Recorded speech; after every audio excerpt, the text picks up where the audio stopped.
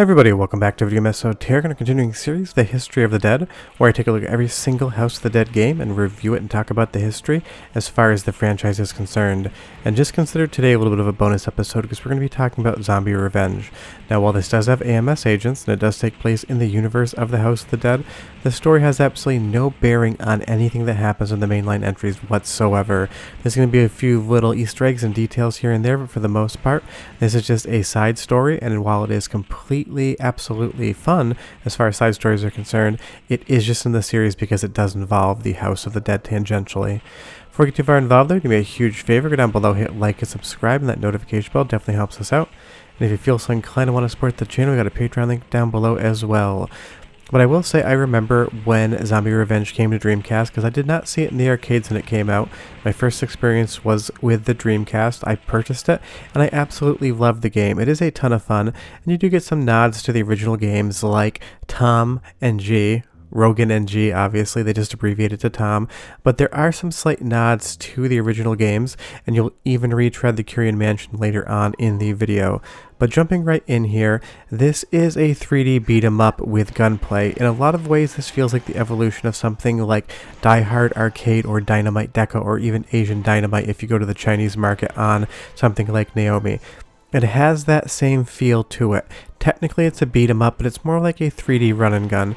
But of course, because it's a House of the Dead side story, we got guns, we got zombies, we got exploding torsos and exploding heads.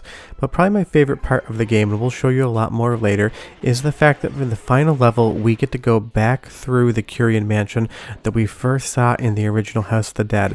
It is a nice little homage of where the series got its start for an offshoot episode for sure.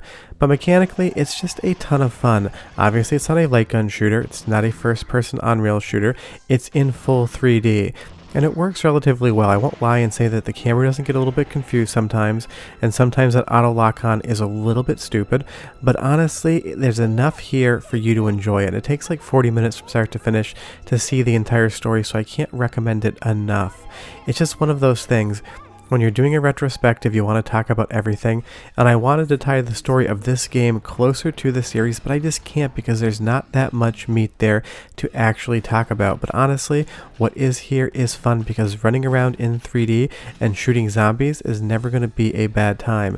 And I rarely if ever hear anyone mention this game as well outside of House of the Dead fans, because we all end up playing it because it does have that link to one of our favorite franchises of all times. But as far as outside of that group is concerned, it's not really a game that I hear brought up much, which is kind of a bummer because for what is on offer here, it is very good. Like I said, it's not deep, it's not long. Sit down, play it for 40 minutes, finish it, see what goes on, and then move on with your day. It's that type of game, it's pick up and play, and you get that satisfaction of having completed a game without having to dedicate 100 hours to it like some modern games that we have today. But even as we get down to the stories here, I love all the enemies the game throws at you, and just the fact that you're constantly looking for antidote and bullets. You can run out of bullets in your gun if you try hard enough, and then you go to the full hand-to-hand combat mode, which is actually relatively effective. This is not the type of game where just having a gun is what you need, and hand-to-hand combat is just reserved for emergencies. You can definitely take some life bar out of your opponents with those kicks and punches if you time them correctly. If you whiff them, you're going to be 100% punished, because I will say this game can be downright cruel in spots. But some of the boss design, like that dude right there, is just spectacular. It's as good of a design as the House of the Dead games, and of course you get a lot of enemies from the House of the Dead brought into the game as well, just with different models because they are in third person. And it's always great to have a fun spin-off because while the typing of the Dead was an absolute blast, that game is no different than the base game with light guns, except you're using keyboard inputs to shoot bullets versus using an actual handgun. So to have something like Zombie Revenge is a fun time because you want to spend more time in the House of the Dead universe. In a lot of ways this feels like Chaos Heat on the Taito G-Net, except made by Sega for different hardware.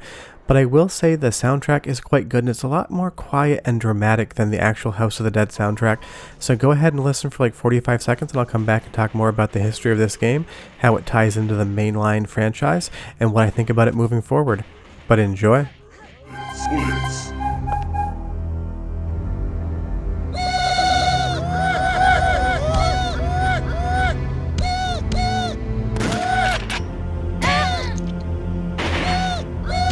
Shotgun.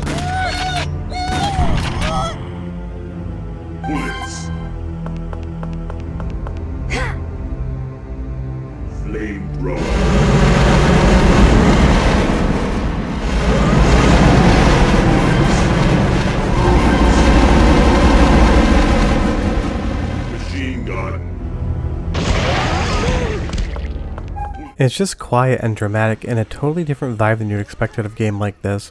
But I have to talk about all the different weapons you can pick up, because this drill right here is spectacular. You get that big screw going through the zombies' torsos and just absolutely chews through them. And there's so many different guns you can pick up. But when you get towards the end of this level, you get this basically defend the tower sequence where you have to shoot so many zombies and kill them before the timer runs out so you can get on the helicopter. And I do like these moments where the game locks the camera and stops moving it and just gives you all those targets to shoot at. It is an absolute ton of fun to have a little bit of variation. What you'll see here as we get in this helicopter and this zombie gets kicked, kind of Nakatomi Tower style, there is another agent with us and he does have that AMS hat on. Like I said, drawing comparisons between this and the House of the Dead, there are not a lot, but there's just enough Easter egg and hint there that you know you're playing in the same universe. But basically none of these characters will ever go on to impact the story whatsoever. But I do love this train has the Sega NAOMI logo on it. It's a real blink and you'll miss it moment, but Sega did sneak that in there. And I will say that if the House of the Dead has a Fleaman style character from Castlevania, it's these dudes right here. They will just completely destroy you. They do not stay in one spot. And I love this train sequence in general. Fighting on top of the train while all of these trusses go by you is spectacular. And there even is a sequence in a tunnel as well. And if you stand in the middle, I can 100% say you're going to get absolutely owned by one of those metal poles coming down. It'll just slap you right in the face. But again, what I always come back to in this game is how dramatic and how fun the boss fights really are. They are dynamic, they're interesting, and in some ways, they can be more interesting than the boss fights in some of the House of the Dead games themselves. Just because we have this full open 3D world, kind of feels a little bit like Spike Out or Slash Out from Sega. Those were 3D beat 'em ups with weapons as well. So it makes sense from an engine and design standpoint. Sega would want something like a House of the Dead game in a different genre. And it's just so much fun to look at in spots. I love some of these bosses and I wish we could play these in a first-person light gun setting. If I was at Sega back in the day, I would have been like, let's release an arcade-only exclusive zombie revenge game and let's just put it in the first-person perspective, because seeing that head come towards you in a fixed Unreal shooter would have been absolutely amazing, and I do wish we got it.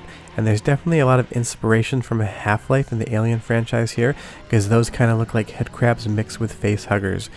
But you'll see this very toothy grinning guy right here is down for the count, and the main villain of the game, we're going to introduce him here even though you see him earlier, is Zed, the man with the glowing eyes that we got the disc for earlier. And there is a moment in time in which you pick a tarot card at a computer. All it affects is his attacks at the end of the game. You might think it has variances in the story, but it really doesn't. But this is my favorite moment of the entire game. After you defeat the first phase of this boss, a little tiny minion wearing what looks to be an Aku Aku mask from Crash Bandicoot pops out, and it's the only way you can damage him. Just like the first boss fight in House of the Dead 2, the armored carapace is not your attack point, it's the little guy hovering around him, but you can juggle him with the guns. But it's just so funny and so cute, that little dude there trying to protect his bigger friend. It's just one of those moments I always smile when I see it. But we've gotten to the last level in the game, the House of the Dead, and if this looks familiar, that is because it appeared in the original game and we're just looking at it from a different angle. And if you don't remember, here's the original House of the Dead with those slime monsters jumping out of that pool in front of the mansion. It's a nice little touch just to retread the same area, and although Dr. Curien has absolutely nothing to do in this game whatsoever because he's never mentioned, it is still a lot of fun to see this same area. You can even go into the mansion the exact same way by shooting the door and kicking it, just like in the original game. And of course, just like in the original game, if there's a chandelier, there's going to be a couple little dudes swinging on it and it's going to fall to the ground. But apparently the Curien mansion got some repairs because it's hanging again. But listen to this bit of soundtrack because I love it.